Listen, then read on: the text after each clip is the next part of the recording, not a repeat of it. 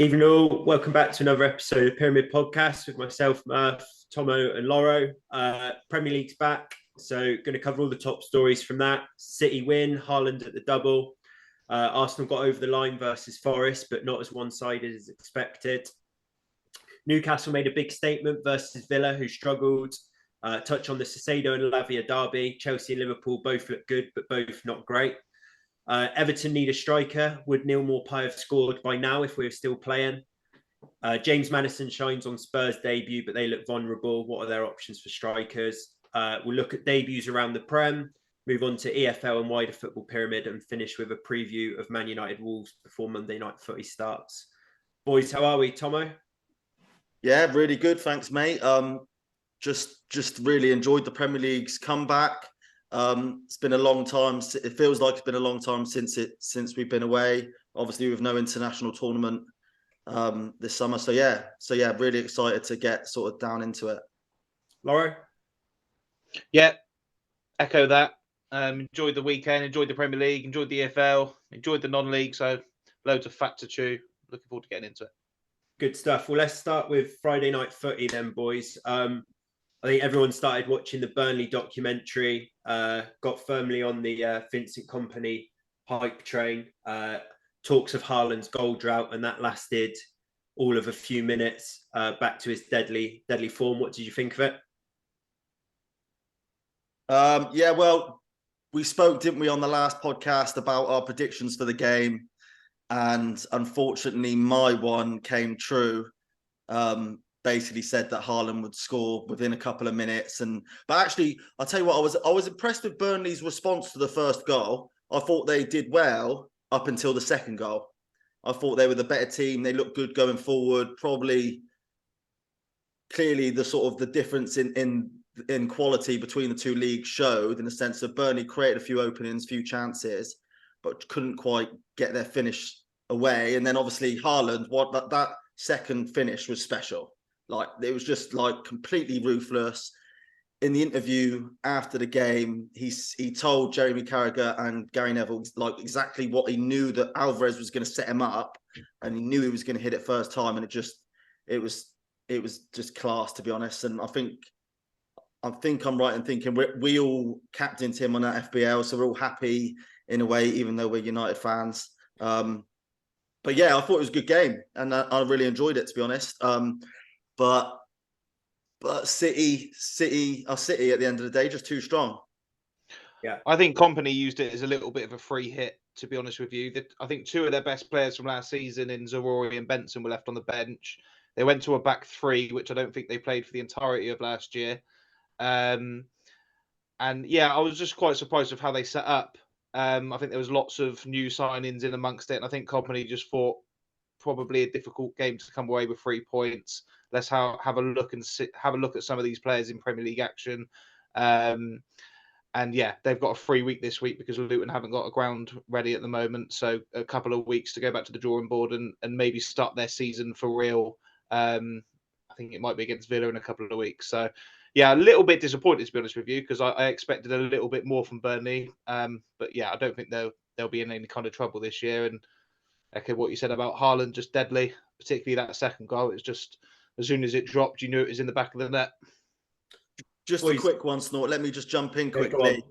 So, because maybe we were a little bit on the Burnley documentary hype train, a little bit, because I've just got a little stat here. Basically, Man City have won their last 8 games against Burnley, and the aggregate score is 25-0. So, like you say, Loro, it was basically a free hit because of that record. But yeah, we probably should have given Man City a bit more credit in our predictions. Yeah, Man City were obviously always going to be difficult to get any kind of win against, but all those stats were all against Sean Dyche's Burnley, weren't they? We were looking for Vinny Kompany's Burnley to be a bit different, and like you say, they showed glimpses, but you know, a bit huff and puff. I think in the end, you forget that win. Yeah, you forget. Well, we do forget that City played Burnley last season in the FA Cup quarter-final, I think it was, and they lost 6-0. Or City beat them 6-0. But yeah, other than that, you are right. They would have just dominated Dodgeball. But I watched that game, and Burnley were actually good in that game. But I think they probably had more of the ball and maybe the better chances for a good amount of that game, and then suddenly the ball fell to Haaland, 1 goal, 2 goals, and it was over before you knew it. So similar story, Man City, not the easiest team to draw context of how good Burnley are, but yeah, look forward to seeing them in maybe some more competitive games than that. Yeah, good stuff, chats. Couple points just to pick up on from that game. First, obviously, the City side managed to do it with then Grealish, and Stones wasn't in the squad, but those guys not getting any minutes, which are obviously 2 important players from last year. They brought off the bench new signing Garvadol, Kovacic, Laporte, Cole Palmer, Calvin Phillips, no minutes, but on the bench as well.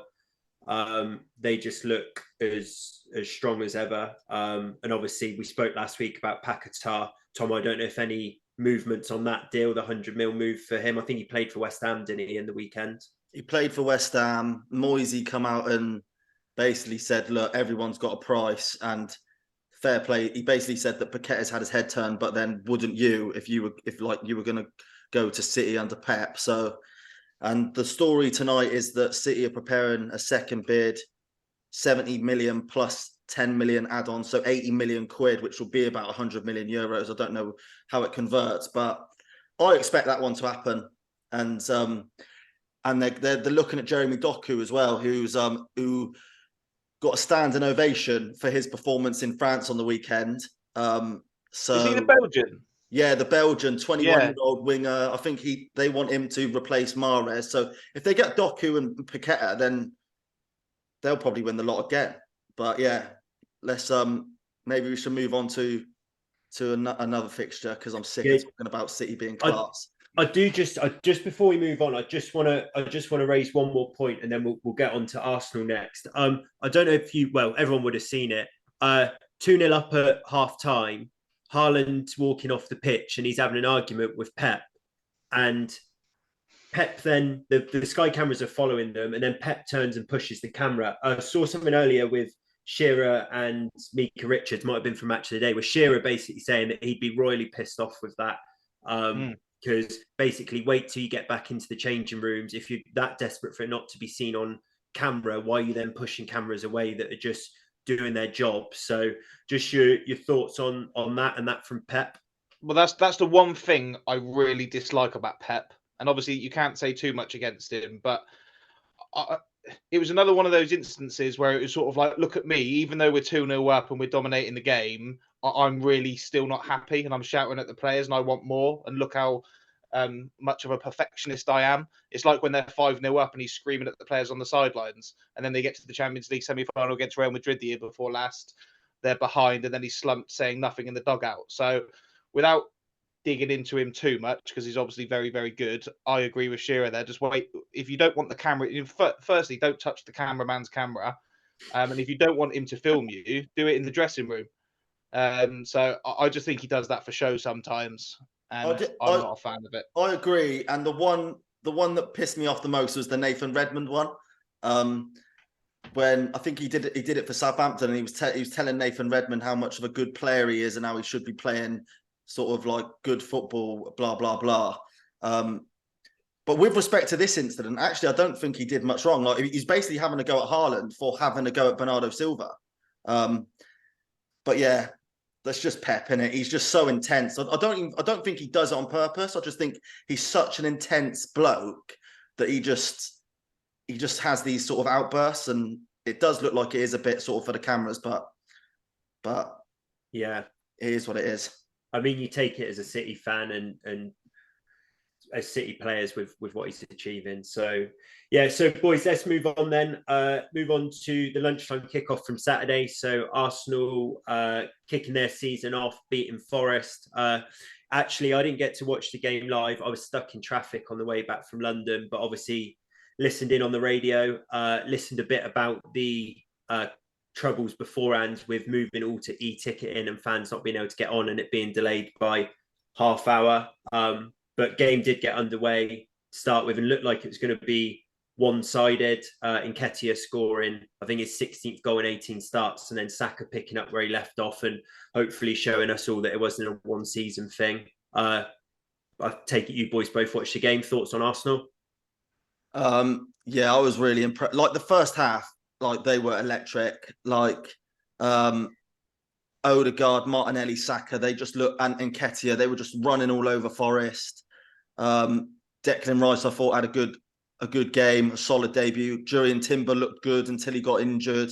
And like you say, I was actually basically expecting, and I had Saka in my fantasy team. I was expecting Arsenal to go on and route them at the Emirates. So I was actually quite impressed with Forest in the second half. I was really impressed with Forest when Awoniyi and Alanga came on. I just thought Alanga's pace was frightening. Obviously, we've seen it a couple of times at Old Trafford and with United, but I never thought he sort of had the quality to deliver. But obviously, he'll be given a chance at Forest, and like that run for the goal for Awoniyi was different gravy. So yeah, I was actually impressed with Forest's sort of mini comeback. So it showed Arsenal's vulnerabilities in the title race, I thought, but they also they excited me. The first half was really exciting. So positives all round, really, I'd say. Yeah, I just thought job done from Arsenal. I mean, again, we've only had one game this season, so you've got less to draw context from, haven't you? And some people have said Arsenal were underwhelming, but 2-1, 3 points, on to the next one. I don't see any problem with that at all. Like you say, they were quite good. And when you've got a team like Forest who do have some sort of quick, energetic, exciting players going forward, you're always going to be susceptible to a couple of attacks, but they managed to keep them at bay. Agree with you, Alanga looked good when he came on for Forest, and I think we said it about someone else the other day. Maybe sometimes when these players come out of their shell a little bit and go to a Forest instead of a United, he can puff out his chest a little bit more and think, I can be a man to make a difference here rather than being the youngster off the bench every week. And it looked like that at the weekend. And you touched on Awoniyi or Awoniyi, however you say his name as well. Thought he looked very good. I always think they look better when he's in the team. Every time I watch them, he's a right handful. He's either holding the ball up and putting someone else in, or having a shot, or scoring a goal. And I'm surprised he doesn't get more game time, but I'm sure he will if he keeps on playing like he did at the weekend. Yeah, so he actually missed quite a lot of games through injury last year. So I actually think if he stays fit this year, I think they'll be fine. I think there was a stat knocking about last year. Basically, he scored a goal every 155 minutes of play. So he didn't actually play that much. No. But for someone who's playing up front for a Forest side, a goal every 155 minutes is great. And actually, when you watch him sort of on the telly, like you can tell that his goal scoring ability is not the strongest part of his game, but like bringing people into play, occupying two centre halves, that's what he's great at. So I think if he stays fit, I predict. I know it's early on, but I actually predict they'll be fine. And I agree. How did your boy Morgan Gibbs-White do, Tomo? I know you're number one fan. No good? Nah, so my prediction, to be fair, I just think him and Forrest got run all over in the first half. So they struggled, and I thought he struggled. But like as Forrest grew into the game, I think so did he. But yeah, look, it's Arsenal away at the Emirates. It's a tough fixture. So yeah, we move on from that prediction. Yeah, we won't judge Morgan based on that. I watched match of the day. I think he had a half a chance at 2-1. I think Alanga cut the ball back again and he hit over. But yeah, we'll look forward to that. Right, we are going to jump forward now to the half fives. We'll come back to the 3 o'clock kickoffs that day. I want to start up front by saying that I think I made a prediction that Newcastle wouldn't be in the top 4, might potentially struggle based on last season. But I watched that after going and watching the Oval. We'll come on to that later. And I was really, really impressed with them. Lauro, thoughts on that game? They were electric, weren't they? I just thought the best way you can describe it is they just blew Aston Villa away. It's one thing to perform that well and to have so many individual good performances as well, but against a very good team that a lot of people were predicting to be that side that maybe comes out of the pack this year and finishes quite high, or at least in a European spot after such a good end of the last season under Unai Emery. I thought that was really telling. And Eddie Howe just can't do any wrong, because when I looked at that lineup, I thought, I wasn't surprised maybe Harvey Barnes didn't start the game, because sometimes when you've only been at a club a few weeks, it will take you a while to, solidify your starting position. But I thought maybe Joelinton would start on the left, or maybe Isaac and Wilson would start. But to start Anthony Gordon, and then for him, I thought to be one of the stars of the show in every aspect of his game after not doing an awful lot last season. Yeah, like I said, he can't do a lot wrong. And I thought Alexander Isak was frighteningly good. And I mean like Real Madrid, Barcelona, elite Champions League type level performance good. And is very, very scary for the rest of the league and will be coming into my fantasy football team as soon as I can afford him. Yeah. Yeah. So the one thing I would add to that, because obviously I basically agree with everything you say. The one thing I'd add to that is just how fit Newcastle looked compared to Villa. Like Villa played that high line, which is all well and good, but if your midfield 4, midfield 3 aren't like pressing violently, then it just like you just get picked apart. And they obviously got picked apart. Didn't help that Mings got his injury, and clearly, like I don't know what you guys think about this. They did the whole Forza Emmy t-shirts behind the before the game. It's like as if he died. He's just injured his ACL. I didn't particularly like that. But yeah, what I will say is I was mightily impressed with Tonali. Obviously, you get the comparisons with Pirlo basically because he looks like him, but actually he's got like a bit of Pirlo / Gattuso / Kaka in him. Like obviously that's rating high him praise indeed. Hey, high praise indeed. Yeah, high praise. Yes, it's probably rating him too highly, but just in terms of, I just think he's basically not just a DM. Like, or not, do you know what I mean? No. He looks like he's got everything, and he could have scored twice, apart from Emi Martinez made a good save straight after his first goal. But yeah, I'm really impressed with Newcastle. But it'd be the one thing just to sort of say about that is obviously it's the first game of the season. When they start playing 2 games a week with the Champions League, things might change. But the St. James's crowd just sounded great. I really enjoyed that game. I think you're right about the St. James's crowd as well, because for probably for the duration of the Mike Ashley tenure, that was sort of a place where it never really got going and almost worked against Newcastle a lot of the time. But now it's just as soon as they get their backs up, which is normally pretty early on in the game, it feels just like they're sucking the ball into the back of the net. And you said how much energy they had. They had those 3 in midfield that were so good on the turnovers. And then when you're playing a high line against, whether it's Anthony Gordon, Harvey Barnes, Alexander Isak, even Miggy on the other side, that are all pacey and all direct and all want to score themselves, it's a recipe for disaster. Yeah. And also, just another quick thing, how good is Eddie Howe at managing, like, just to take the Isaac and Callum Wilson, both number 9 starting material players, that could be quite a difficult thing to manage, where you either try and get them both into a team and it doesn't work, or you have one that's unhappy. But he seems to manage that, whereby sometimes they both play, sometimes one plays, and when the other one comes on, they always seem to score or assist.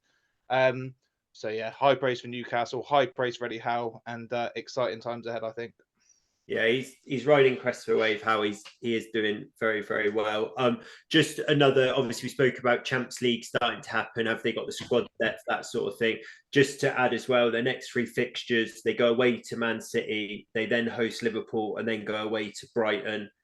So big 3 games coming up. Obviously, nothing's won or lost in the first 4 games of the season. But if Newcastle got some positive results from that, then I think everyone would sit up and take a look at that. So be interesting to see how that goes. The other thing on that game for me is obviously everyone heard the Talk Sport Bonglahor combined Man United and Villa 11. I got a friend I play footy with who's a Villa fan who had it 10-1 to Villa, allowed me to have Rashford in the team.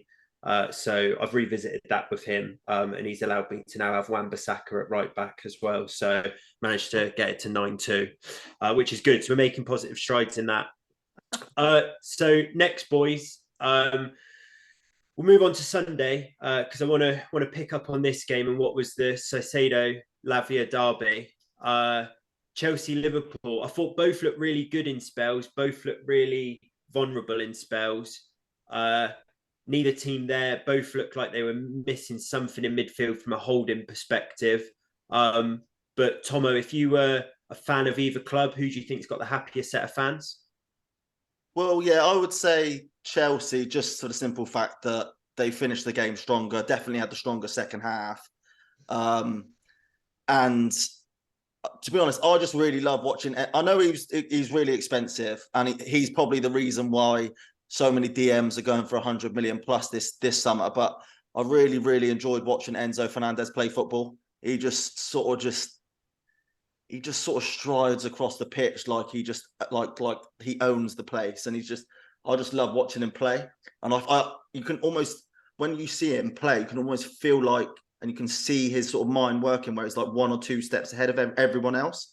But yeah, so, and we spoke about this in a WhatsApp group. I wondered what you boys' thoughts were on Nico Jackson, because I actually really liked him, although obviously pretty rash with his finishing, but I actually really liked his performance. So I thought he was athletic, raw, powerful, pacey, but yeah, maybe struggled on his finishing. But I thought, if you compare him to, say, Kai Havertz, who offered them basically nothing going forward last year, at least he's like a focal point and something to work off. But yeah, what do you think of him? Yeah, just going back to, I agree with you on Enzo Fernandez. I actually thought he was the difference in the game.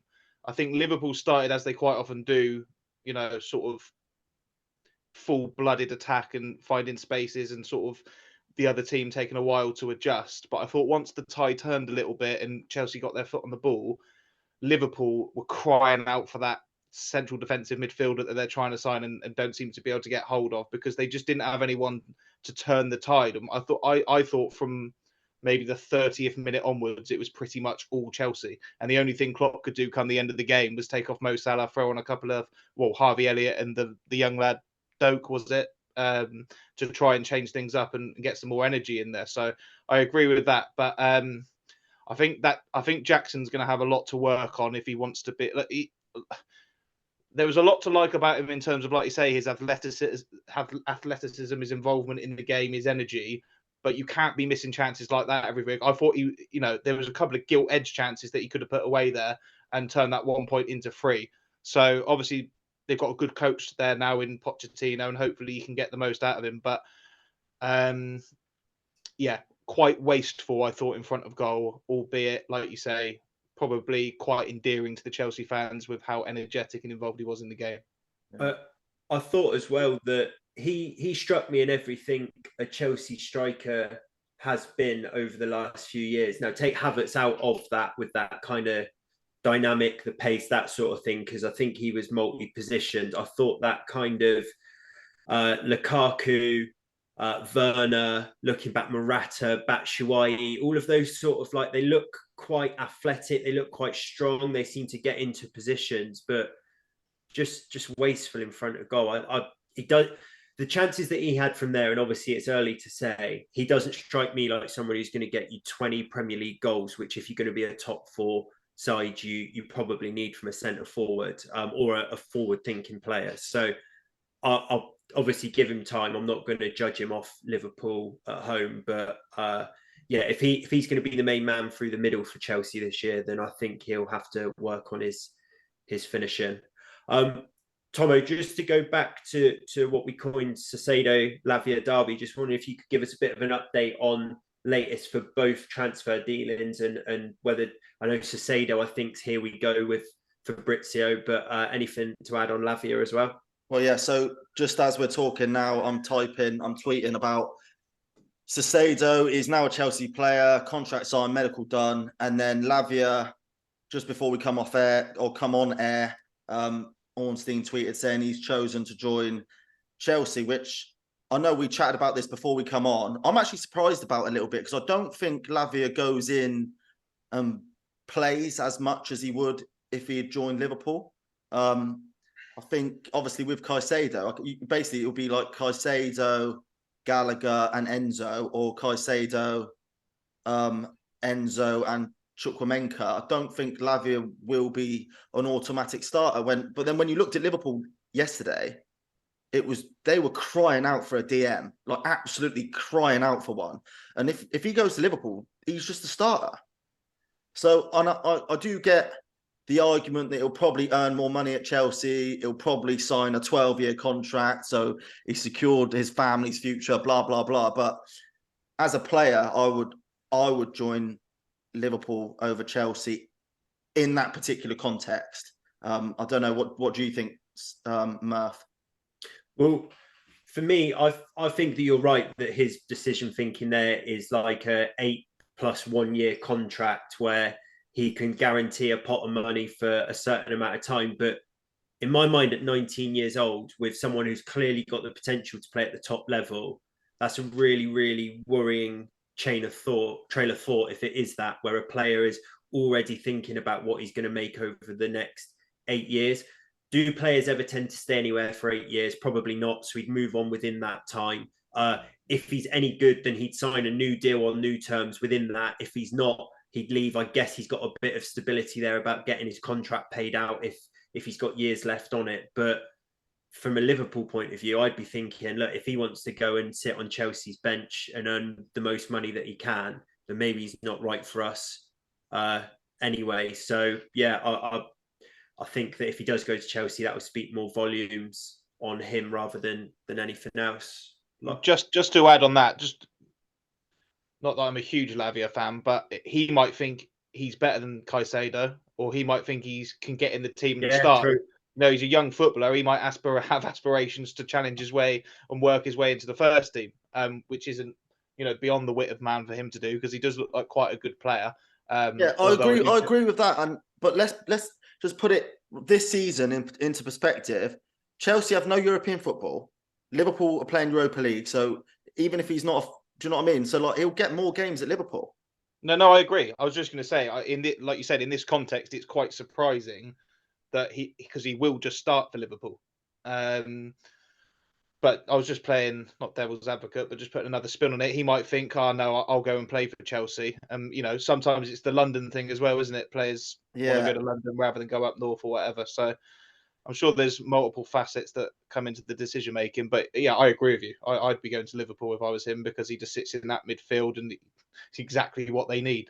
Another thought on that. Who started in midfield with Enzo and Conor Gallagher? Was it Chukwuemeka? Yeah, I rated him.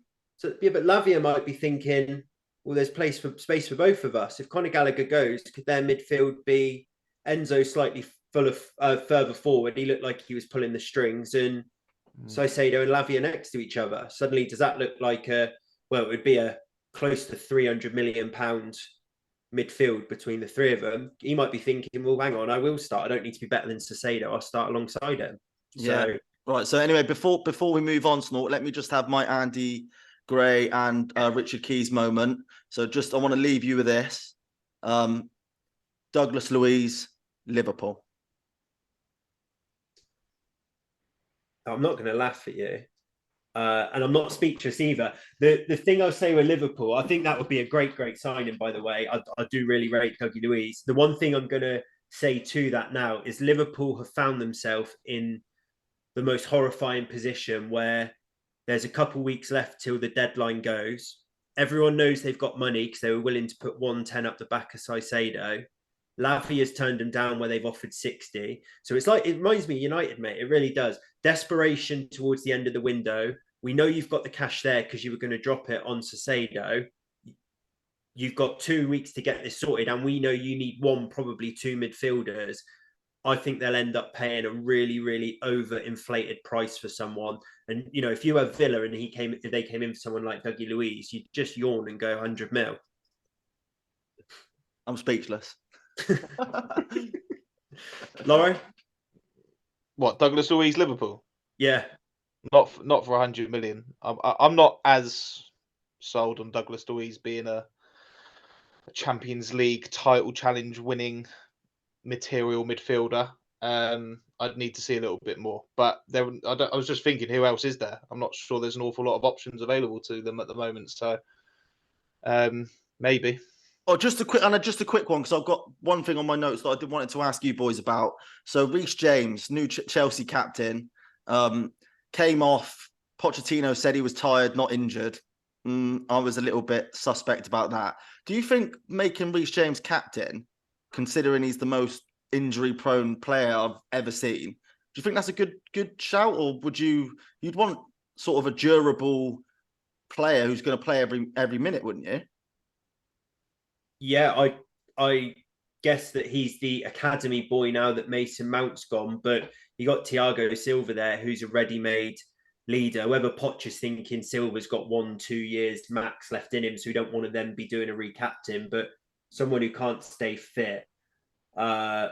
I'm not sure on that. My only trail of thought with Reece James previously in the window was if Kyle Walker was going to go to Bayern Munich, would we suddenly just see City have bid like 100 mil for Reece James and trying to turn his eye? I thought about that previously about could picture him at City, but no, I just can't think who the other leaders are at Chelsea that they go for. Silva seems the obvious one, but he's 38 and he's going to be gone in a year or two. So yeah, I agree.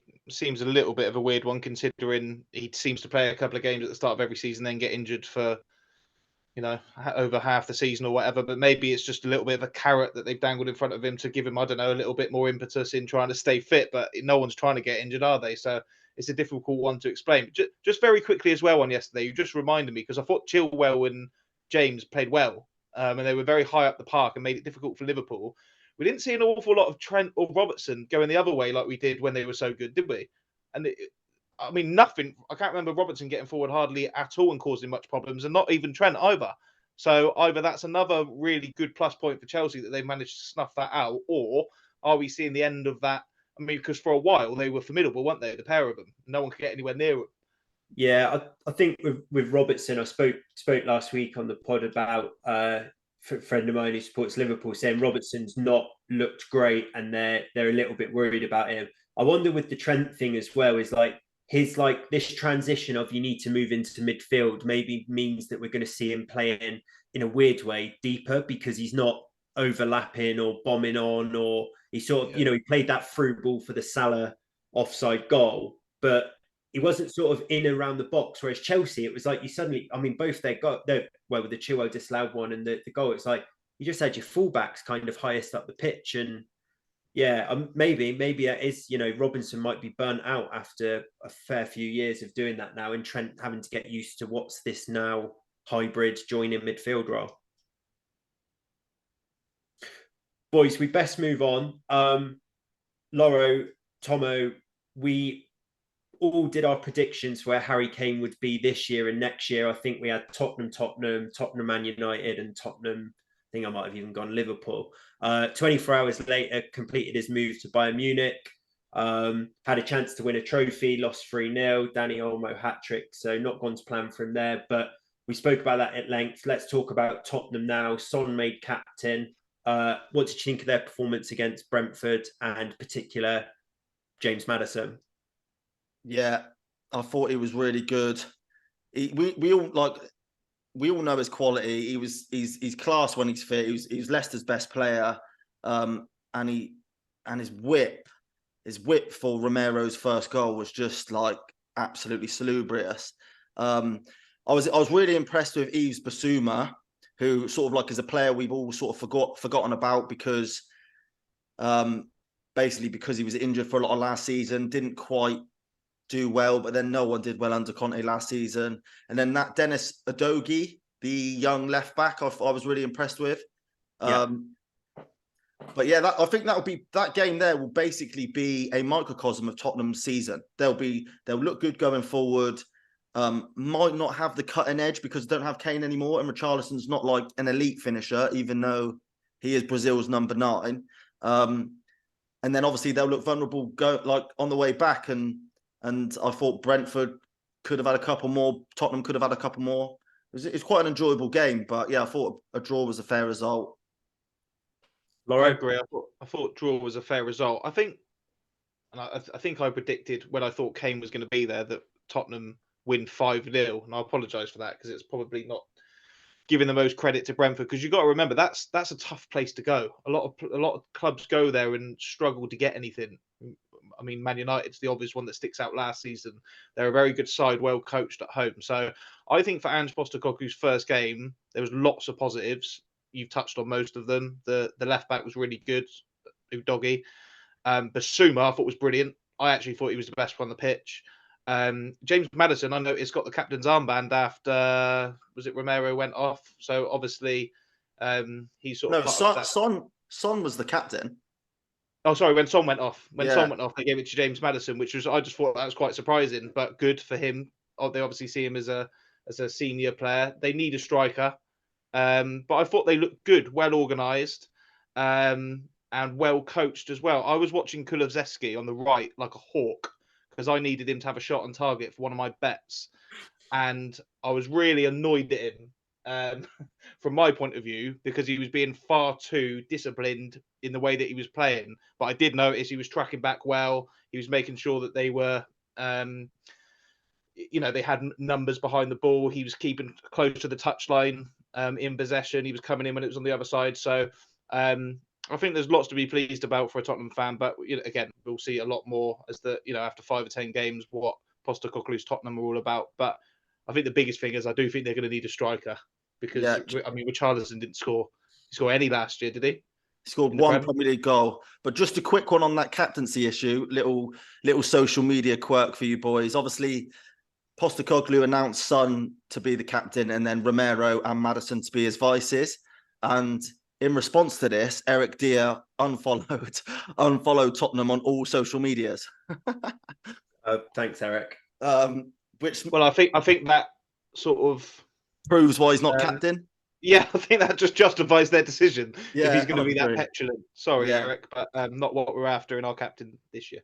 No, don't need that, Eric. Thanks. Boys, we've got to move on. But I will ask you this. Richarlison currently will be playing up front for Tottenham. When we hit September, in one word or two, if you want to include the first name, who will be Tottenham striker? Tomo? Richarlison. Lauro? Lukaku loan. Wow. Okay, yeah. Fair enough. Sorry for that. So covered Sunday. Very quick wrap up of the 3 PMs on Saturday that we had. So I know from an FPL perspective, everyone was very intrigued to watch Brighton. I thought they looked good from the highlights that I saw. All the kind of key protagonists from a fantasy point of view got involved. Luton did manage to get a penalty and get off the mark in the Premier League, but good result for Brighton. You boys impressed with them? Yeah, so just quickly, here's my FPL prediction for the season. Estupinian will be in 90% of teams within about 3 weeks. He is fucking unbelievable. And I imagine that he'll be another one they'll be selling for 60, 70 million come next summer. Matoma, obviously great assist for, was it João Pedro's goal, was it? Or Solly March. Solly March's goal, that's it, sorry. And then just linking back to Tottenham strikers, obviously we've spoke about this a lot. Evan Ferguson come off the bench, looked great. Obviously every single time he's played for Brighton, we've all been mightily impressed with him. And we've gone back and forth, Loro, on this. I think he should stay at Brighton and obviously play as much as possible this season, but this is the cheapest he's ever going to be. So for a Tottenham point of view, if you're going to sign him, and he seems like a Harry Kane ready-made replacement, well, not ready-made replacement, but long-term replacement, he's the cheapest they're going to be now. Just go and get him. It'll probably be 70, 80 million, but you've just got that for Kane. So what do you reckon? Yeah, I think he's the perfect replacement. But when you've got 2 football clubs like that, where one of them is Brighton, who are making a name for themselves as being very difficult to get players out of unless you play a massive premium, and on the other side of it, you've got Daniel Levy, who seems to put business acumen above what comes out on the pitch. I think that's a bit of a recipe for disaster and probably a bit of a non-starter in terms of the tangibility of that happening. But yes, I think without being lazy with it, I think Evan Ferguson looks like a new Harry Kane to me. I mean, we've all said it as soon as he started playing, probably about a year ago, didn't we? You think like, who on earth is this kid? He looks brilliant every time he's on the pitch. Just the way that he carries himself, the way that he speaks off of it as well, mightily impressive. But Luton were very, very sloppy. Just to add, in that game, I mean, you don't expect them to come up and win every week, but I thought they'd be very difficult to play against at least. And I think we saw, look, anyone can go down to Brighton and get a chase in, but I don't think they had to work particularly hard for their goals. A clumsy challenge for the penalty from Tom Lockyer, Pelly Ruddock messing about with it in the box just to leave, was it Andringa, who another Brighton player I've never heard of, just a volley home. I think they were really lucky to get the penalty themselves. Whoever it was given against wasn't even looking at the ball. Dunk, yeah. So Work to do, I think, for Rob Edwards there. But I suppose as expected, comfortable Brighton win. Yeah, and another quick FPL point. João Pedro on penalties for Brighton, 5.5 million striker. Yeah, I mean, I guess roulette, aren't they, Brighton? Yeah, that's what I was thinking. I was going to say it depends. Because Ferguson, for me, I would just start him every week, but depends if Ferguson plays and João Pedro. But João Pedro will just play in behind him. He looked good, I thought. Yeah, go on, Em. Yeah, he's in my team, Ferguson. I was worried when you messaged Tomo saying that he was benched, but I think he'll come on most games that he doesn't start. So, but yeah, João Pedro definitely one to watch. Although I think we spoke about this before, didn't we, as well? Like Gross had been on pens and things like that. But yeah, solid start for Brighton. Not unexpected though. And then round up of the other games. I think these games we briefly touched on in the last pod, and we won't spend too much time on them here. But Crystal Palace got off to a win against Sheffield United. Odsonne Edouard scored. I think there was a couple disallowed goals in that game as well. Palace probably looked a bit better than what the results said. But Tomo, impressed with Eze from what you saw? I thought he was really good. Yeah, I thought he was unlucky not to get any FPL points really, like in terms of an assist. Match of the Day did an analysis on Jefferson Lerma, and he's just one that I completely forgot about. And he's a free transfer from Bournemouth. And that could sneakily be the sign of the season, just for the basis that he was completely free. And they did a bit obviously on Match of the Day on him, and he looked gravy. And one I completely forgot about. But yeah, I think Palace would be fine. Sheffield United, obviously worried, but they've just brought in Hamer, so maybe they'll get a bit of a boost from that. But yeah. Mightily impressed with Crystal Palace. Mightily impressed. When I saw 1-0, I thought probably about right. You expect Palace to win, but Bramall Lane opening game of the season, probably a fresh impetus and optimism around the place. Difficult place to go, but you expect them to win. But like you said, they had 2 disallowed goals. They had 2/3 of the possession. Decore and Lerma in midfield looked formidable. You've got 2 big, athletic, energetic blokes in there. And what they did, they just provided such a good platform for that front 4, which was Schlupp, Eze, Ayew and Edouard at the weekend. Edouard looking more like the player that we thought they were going to get from Celtic 1 or 2 years ago. And then I just looked at their team, and their centre-backs are Joachim Andersen and Mark Guay, 2 quite revered Premier League centre-backs, neither of which you'd be surprised getting linked to a big team. Tyreek Mitchell, young England international at left back, Elise to come back into the fold. Yeah, I think that's probably the story of Crystal Palace, isn't it? A surprise package every year of being better than what you think they're going to be. But I was really impressed with them. Really impressed with them. Yeah, so just quickly on that, obviously there's a couple of weeks to go before the window shuts. It looks like Elise might be going to Chelsea, and I know Anderson's been linked with Liverpool, which is a strange one. I mean, I know they do need a centre half, but so if they can keep those players, if they can keep Elise and they can keep Anderson, I think, and obviously Roy Hodgson's a good manager, so they'll be fine. Could even potentially push top 10. Yeah, we'll see how that goes, and we saw that Roy still had the fire in his belly as well with his touchline scrap. And then finally, boys, last 2 games, West Ham and Bournemouth play out a 1-1 draw. Jared Bowen off the mark and Solanke off the mark as well, although reserve judgment on West Ham because all of their transfer business is still yet to be done. And then finally, Fulham won away at Everton. I think very, very lucky to get those points. I think Leno got 12 points in FPL with 9 saves, probably 8 of them from Neil Maupay, who can't buy a goal. But Everton looked fairly strong, I thought. I think they desperately need a striker, whether that's DCL coming back in and he can rediscover his form. But yeah, I mean, I think Dyche really deserved to be enjoying a glass of red with 3 points on Saturday and got badly let down. Yeah, my takeaway from that was actually how good Everton looked. And if they can just get a striker fit, I know DCL, at the end of the day, DCL, he reminds me a little bit in fitness-wise of Martial. They're good players, but if you can't rely on them, you just have to build without them. And they've just signed a young striker from Sporting, so maybe he can sort of pitch in. I'll tell you what I think. I know this is a little bit out there, but I think they should go and sign a Kelechi Iheanacho or someone like that. just a Premier League sort of quality striker who can. They just need someone basically because they've got a good midfield. Iwobi I was mightily impressed with. But yeah, I think that might be, if they don't sign another striker, that will be basically a sort of the story of their season. Good performance, just maybe can't get a goal. I agree. Obviously, toothless Everton, that's a story of just the last few years, really, since Dominic Calvert-Lewin's become really injury prone. But just to patch those last two fixtures together nicely and round it off, I was watching Bournemouth and I thought there's a handful of teams really in the Prem that are looking for that striker, Everton being one, maybe West Ham, maybe Wolves. Dom Solanke, coming of age, 25, 26 years of age. It actually looks like he can do quite a lot of things well that you'd expect in the centre forward. Hold up plays good. He's good with his feet, gets on the end of stuff.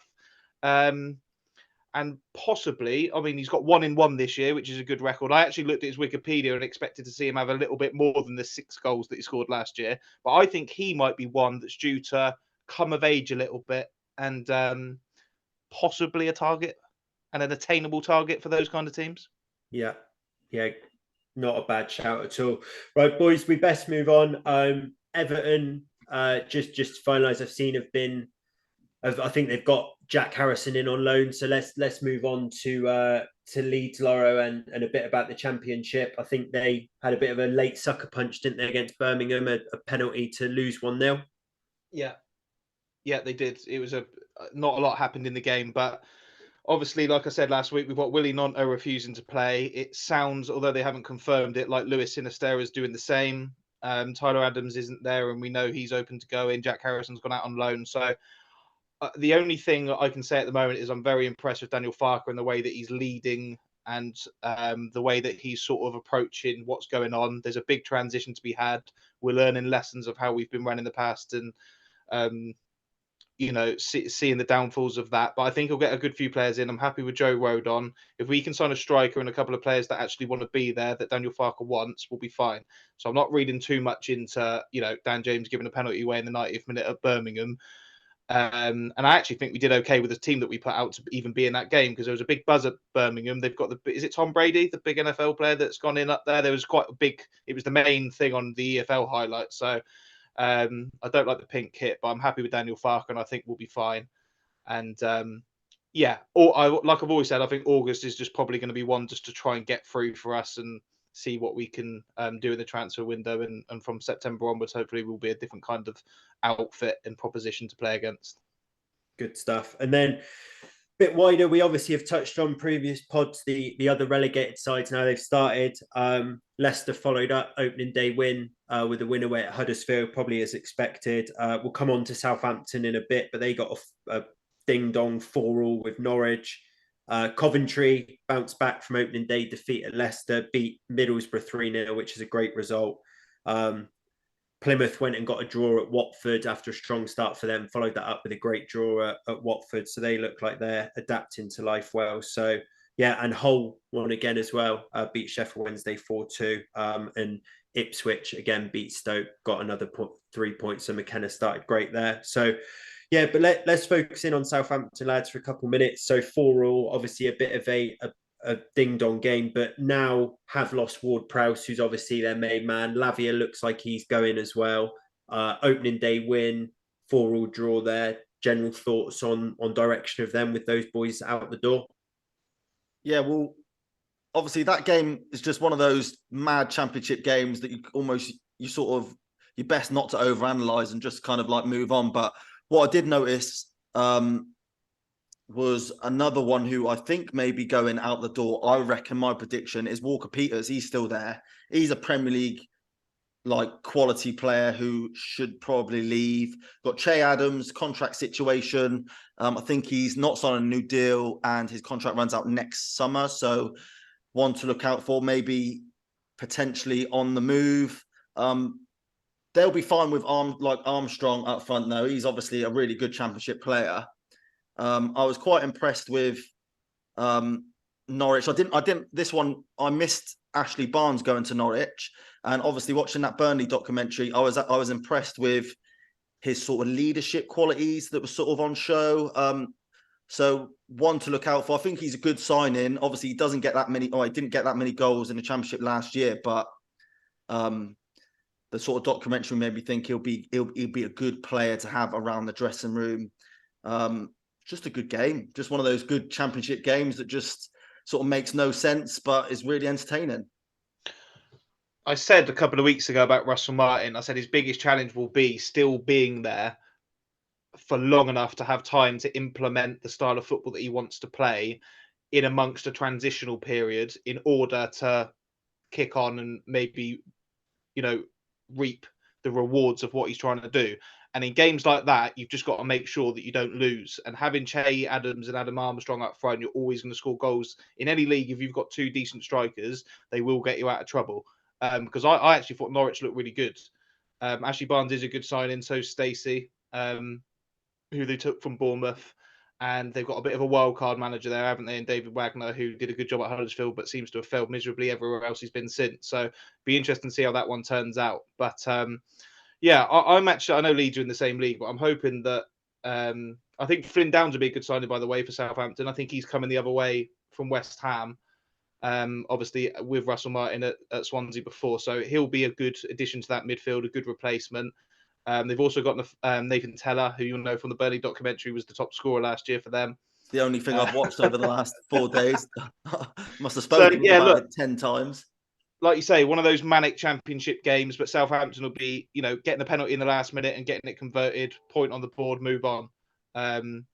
We'll see. Again, 5-10 games, we'll be able to assess more, won't we? But I think probably pretty promising signs for Norwich. And Russell Martin would be glad to get out there with a point. Good stuff. And interesting to see as well of that 90 mil from the two midfielders they'll get, how much Russell Martin will be allowed to implement or get some players in through the door that he wants. On to League One. So results a bit less, a bit more expected than last week, I should say. Derby off the mark, got a 3-0 win at Burton. Bolton followed up opening day win with 3-0 win at Cheltenham. Cambridge, bit of a surprise in the first couple of days, tipped to go down. They won again away at Fleetwood. Portsmouth won at Leyton Orient and Peterborough beat Charlton. Reading lost again there. So looks like that league's teams that you're expecting starting to show up there. But yeah, good to see Derby get off the mark. My prediction, and hopefully they can kick on. And then on to League Two. So Wrexham, obviously the big team everyone's been speaking about in that league. They went and drew at Wimbledon, so doesn't look like that league's going to be easy. Lauro, I think when we actually did the initial kickoff for that, and I said about kind of Wrexham, Notts County, Salford, that it wasn't just going to be them and League Two a hard league. So yeah, Notts County managed to get a win though. They beat Grimsby. Salford drew with Crawley. Stockport, who were expected to be up there, they actually lost again, so they've got no points in the first games. Lost at Walsall. Lauro's outside tip to go up. So yeah, anything in League Two particular you want to chat about, boys? No, nothing too in depth. I thought this before the start of the season. I thought Stockport, who obviously haven't started well, would win the league, and I thought Gillingham would be one of the teams that go up automatically. They've won twice.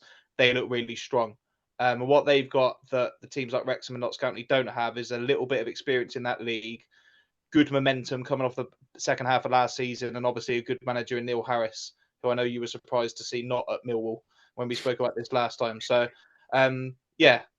they're my ones to watch. I think they're going to be very, very good. And again, I've got them in a bet with Yeovil, so fingers crossed they can carry on. But yeah, Gillingham for me. Good stuff. And then one thing I was absolutely shocked at, because one of the few Yeovil games that I got to watch in pre-season, or maybe the only game actually, where we beat Newport. Newport went and won 4-0 at home to Doncaster, which I'm shocked at. They looked like they wouldn't string many results together, points together for it. So I was pretty shocked to see that result, but probably a good way to move on to Yeovil. So obviously currently out injured. I went and watched Yeovil on Saturday. We won 2-1. I was 15 minutes late because of that traffic I was stuck in, missed the opening goal, and then tried to beat the halftime rush to get a pint in 40 minutes, and we went and scored the second. So I watched Yeovil win, saw neither goal. So Lauro, for someone who was there for the whole of the 90 minutes, what do you think of the Glovers? Well, we've been losing, haven't we, for the best part of 10 years now. and everything off the pitch that can be done to reverse that momentum has been done. Got great new ownership, lots going on around the ground, a decent budget and good players coming in. And all we needed this season is to get off the mark with a win. Obviously, it didn't happen at Hemel Hempstead the other day, but a nice early goal. Jake Hyde and Reece Murphy both scoring for us on Saturday and both showing exactly what we haven't had last season, probably for a few seasons now. And to get 3 points on the board ahead of another 3 home games in a row now was very, very pleasing. Good atmosphere at Hewish Park, lots of people there. Hopefully they'll keep coming back. And yeah, we were both delighted, weren't we, with 3 points, and hopefully we can make that a lot more over the coming weeks. Just a quick one before we wrap up then, Snorker. Actually, I've got a question for you both. Obviously, you're both there. And I know you just mentioned then about going halftime for a pint. But I saw the chairman announce that alcohol was not to be served during the game. Is that correct? Did that happen? Yeah, so when you drop down into National League South, like regional football, basically the grounds that you go into aren't particular kind of stadiums. So you can have a pint and you can stand at the side of the pitch like you're watching, lower league football with a pint watching it. Due to kind of the number of fans that Yeovil will tend to get this season, which if results keep up will be closer to 3,000. I just think that from a security point of view, they've decided that people can't be taking pints into the ground. Right.